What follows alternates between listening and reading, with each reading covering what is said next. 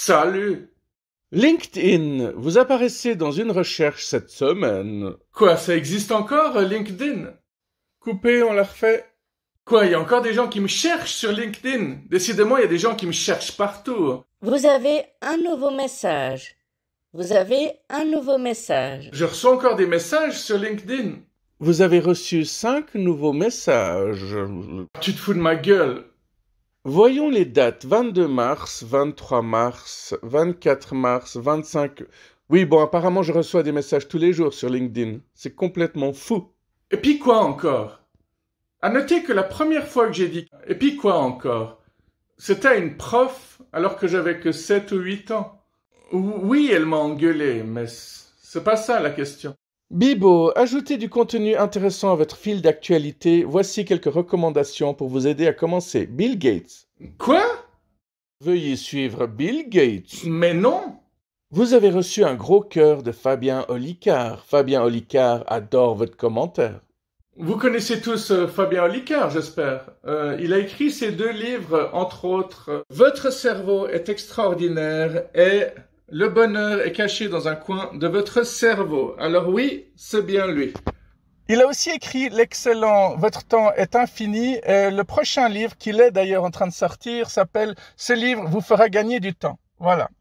Il fait des spectacles très interactifs. Fabien Olicard est un mentaliste, il fait plein d'études sur le cerveau, il arrive toujours à déceler ce que l'autre pense. Bon, en gros, c'est quelqu'un qui arrive à bluffer même les plus sceptiques. Il y a des personnes sur des plateaux télé qui lui ont clairement dit « Je ne crois pas en ce que vous faites ».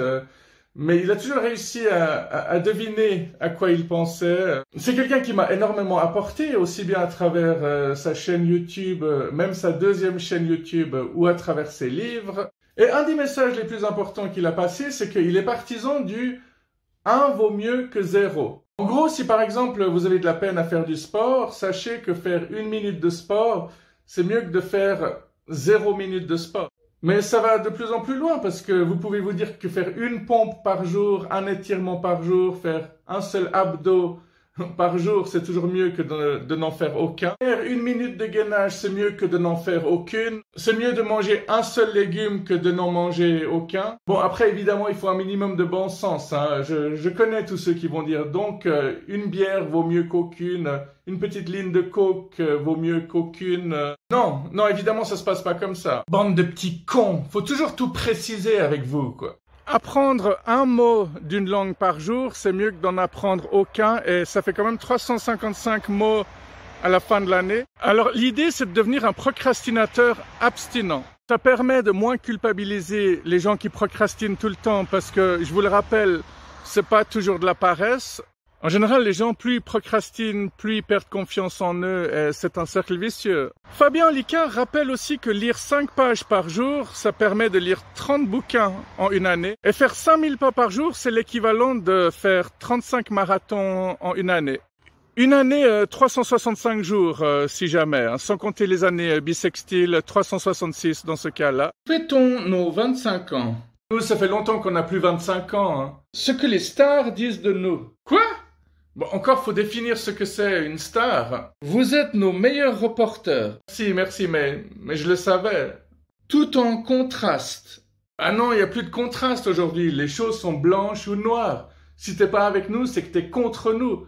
Et si t'es contre nous, ben on est obligé de t'écarter, t'éliminer, te buter. Surtout depuis le Covid, en fait. Dès que les gens sont pas d'accord, ben ils se séparent, ils se parlent plus. Sauver le commerce à Yverdon. Déjà, faut savoir où c'est Yverdon, puis deuxièmement, les gens de Lausanne, ils en ont rien à foutre d'Yverdon. Verrouillez vos voitures, car vous pouvez vous faire braquer à n'importe quel moment. Alors, je n'ai toujours pas de place de parc privé, ça fait 2 ans et demi que j'en ai demandé une, mais vous savez comment ils sont, ces gérants de merde.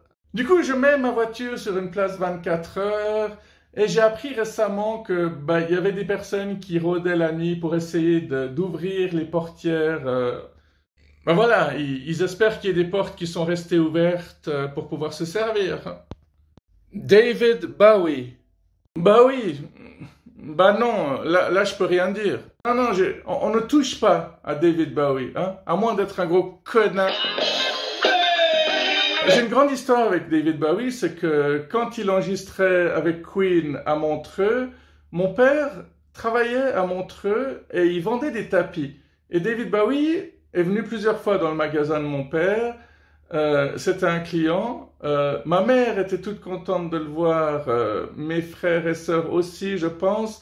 Par contre, mon père, il en avait rien à foutre. Il voulait juste faire du business. Et mon père n'aimait pas le rock non plus. Par contre, on m'a raconté, et malheureusement je l'ai oublié, mais paraîtrait-il que David Bowie m'a pris dans ses bras. À l'époque, j'avais seulement 2 ans, et je me demande à quel point il m'a insufflé l'âme, le souffle du rock'n'roll. Déjà qu'il avait dit à Klaus Nomi, mon gars, arrête de faire de l'opéra, fais du rock. Et du coup, Klaus Nomi avait fait du rock-opéra, mais tout le monde l'a oublié maintenant. Sauf les vrais fans de musique, quoi. Klaus Nomi était un chanteur allemand qui a surtout fait des tubes en 1980-1981. Il est décédé du sida en 1983, malheureusement. L'histoire de David Bowie, Klaus Nomi me rappelle aussi l'histoire de Johnny Depp et Nicolas Cage.